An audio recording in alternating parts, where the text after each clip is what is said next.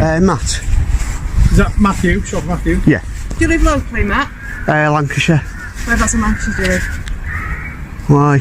What's your surname, Matthew? Why? Oh, this is a bit bizarre, this. Well, it's not bizarre, Matthew. I want to know why you're looking at police vehicles, to be honest. I'm well, not happy because there's this much interest in the vehicle.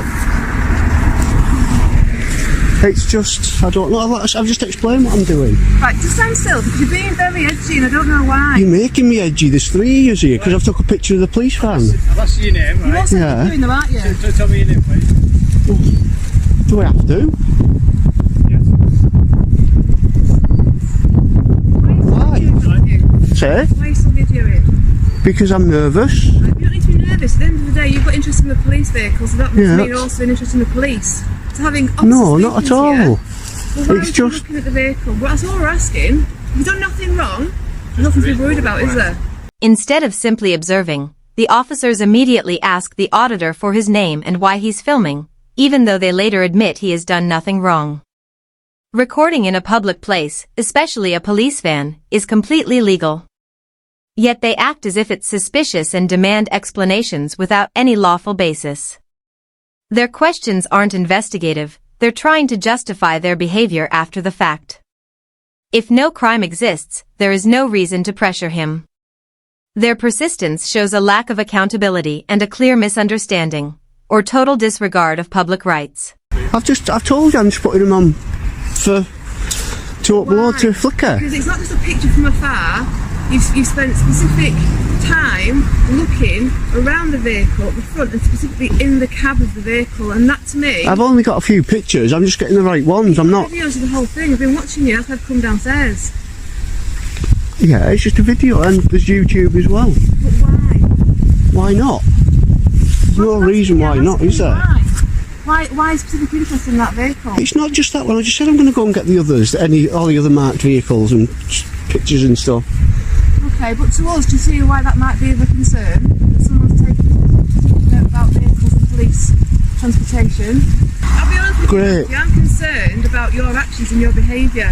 Because you're very, like I say, you're very sort of defensive and very sort of... I've got 3 police people stood here. 1, 2, 3. That's why I'm nervous. The officers claim the auditor is being defensive, but that ignores the setting. He isn't defensive for no reason. He's being surrounded by authority figures trying to control a lawful activity. 3 officers stepping out to box and 1 civilian creates a huge power imbalance. Criticizing his calm responses as defensive is a classic example of gaslighting. They provoke a reaction, then try to blame him for reacting. Instead of de-escalating, they increase the tension and fault him for feeling pressured. That's not policing, that's manipulation. Yeah. It's just a conversation. Right, well, yeah, that's what I say, just pictures for Flickr. Right, so can you give the colleague your details then? So it protects you at the end of the day, doesn't it? Because if anything ever does come of it, or we've got any concerns, we can say we spoke Nothing's going to come of it, I'm not doing that, I'm just taking some Right, but you pictures. also need to understand that people don't always tell the police the truth. Yeah? Especially if they have something to hide or something they don't want to know about. So if that's not the case, then by all means help us to help you rectify that. Yeah? So you're saying you've done nothing wrong, and I'm not saying that you have, I'm just asking you the questions of what you're actually doing. If you've done nothing wrong and you've got nothing to hide, and there'll be no reason why you aren't happy to pass your details to my colleagues so we can make sure of who you are. Yeah?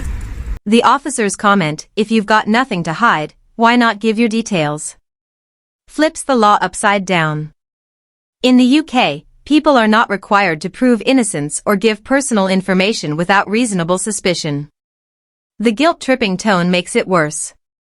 Choosing not to hand over details is not suspicious, it's a protected right.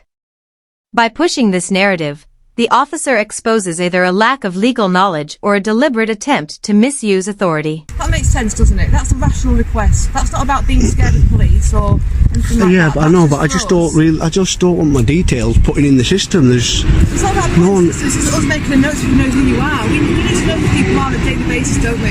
Yeah, but I don't want to be on the system though, as a... You're not going to go... Whatever. It's just a person. You take details every single day of the week. That's our job. Yeah, if they're like under suspicion of up to no good... It's not about that. You need to understand that you're supposed to blame people while we're asking these questions. Yeah? You're not really giving us an answer. I have done. I'll give you an answer straight away. Well, the details, we can verify it all. That's all we're asking. I've told you what I'm doing though. Right, but I'm not happy with what you're saying, Matthew. Great. I'll be honest. So I have to give them the details then? I'm asking you politely to give me all the details, yeah. The auditor clearly said he was taking a photo of the police van for his Flickr account, a perfectly legal, harmless reason. But the officer dismisses it and demands personal details simply because she doesn't like his answer. Police powers are based on law, not personal preference. Her frustration does not create suspicion. The fact that it instantly escalates into a demand for ID shows ego-driven policing where pride comes before professionalism. That behavior needs to be called out. Well, I have to. You need to. Right, I'll tell you what, we'll search you under section 43. Section 43, the most Counter-terrorism Act. the most abused section there is. You do know that's an unlawful. I'm not going anywhere. You do know that's an unlawful arrest. It's not an arrest. It's an unlawful arrest. I'm not arresting It's you. an unlawful detainment. It's an unlawful detainment. Terrorism Act. Okay. And you will learn that this is not a crime. Okay. This is not a crime. So you're officially detaining me. The auditor calmly asks a simple, lawful question. Do I have to give my details? Instead of explaining anything, the officer jumps straight to detaining him under terrorism powers. No suspicion. No threat. Just a man with a camera. Section 43 is supposed to be used for genuine terrorism concerns, yet it's repeatedly abused to force identification from innocent people. Home Office data shows that in the year ending March 2023, around 166 searches were carried out under Section 43, but only 29 resulted in terrorism-related arrests. Less than 3%. A clear sign of constant misuse. Right, could I just get your collar number and your name? Search. So this colour there, 1639, 2408. And your names? 90. No, you don't have my name, not under counter-terrorism. I don't think so. I'll be investigating this if you do not tell me your name. Counter-terrorism, you only need a collar number. Collar number. I'm not a terrorist though. I'm taking pictures of the police search vehicles. is under terrorism legislation. Grounds for the search is what I've explained, okay? Your furtive nature. So your PC 1639 and your name is please. No. You need to state your name. No, don't. You do need to state your name. It's not an argument, we don't need Right. to, and you're not getting it. You're 1639. So you're all going to back him up 2190. when he's in the wrong. PACE Code A makes it clear, even when using Section 43 terrorism powers, officers must properly identify themselves, including collar number, station, and legal grounds for the search. Terror laws do not remove the expectation of transparency. Unless there is a serious and specific threat to officer safety, refusing to identify yourself is unacceptable.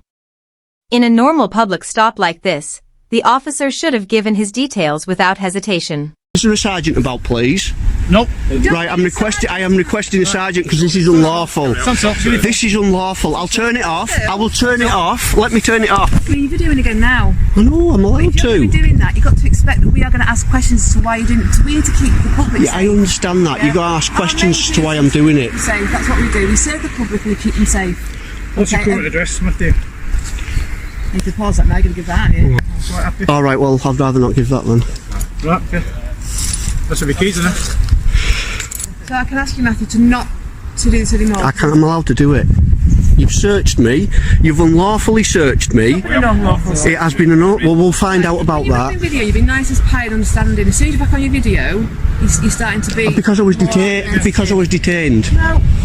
I'm not shouting. I'm not swearing. I'm just arguing my case. That's all I'm doing. After the search finds nothing, exactly as expected, the officers have no lawful reason to continue interfering.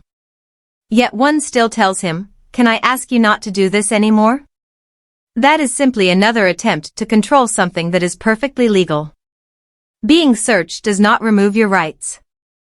The officers investigated, found nothing, and should have ended the encounter with an apology, not a warning. The auditor was right to stand firm. Say I'm being cheeky, but all I'm doing is arguing my case. I don't mean to come across as cheeky, but You're also going to give an edited view, aren't you? Because it's not a... no, I will start it from the very start till when you arrested me or detained me. You're going to publicise Matthew. All I'm saying is the reason why we've stopped him spoken today is an issue of public safety. So that's all you need to Right. understand. Well, I will state. No, I will state it's unlawful, and I think you'll find out very soon that it was. All three of you have acted unlawful, and I'm going to continue to film all the vehicles. rules. Am I allowed to do that, or is that against the law? Is it against the law to do that? No, it's not, is it? As the officers walk away, their body language says everything. They have no authority left. They detained, searched, and pressured a man doing nothing wrong, and came up empty-handed. Matt was simply taking a photograph of a police van in public. Not illegal. Not dangerous. But rather than stay calm and ask a question, 3 officers confronted him like he was a national security threat. One demanded ID. Another questioned his motives.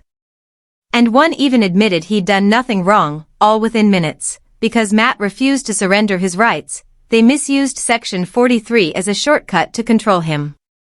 Even after searching him, they tried to stop him filming, proving they never had real suspicion. One officer refused to give his name and wrongly claimed terrorism laws allowed it. Another used the old nothing to hide line, ignoring the reality that rights do not depend on whether police approve. In the end, Matt's calm knowledge of the law exposed their weak justification. They searched him, found nothing, and still wanted him to leave. But he held his ground, and his rights. This wasn't just a failed stop. It was a clear abuse of authority and a reminder of how uncomfortable some officers become when citizens know their rights. Matt didn't just school them, he stood up for everyone watching. Thanks for tuning in. If you enjoyed this breakdown, please like, comment, and subscribe to support independent journalism. And check out Matt's channel in the description, show him some support. Thanks for watching.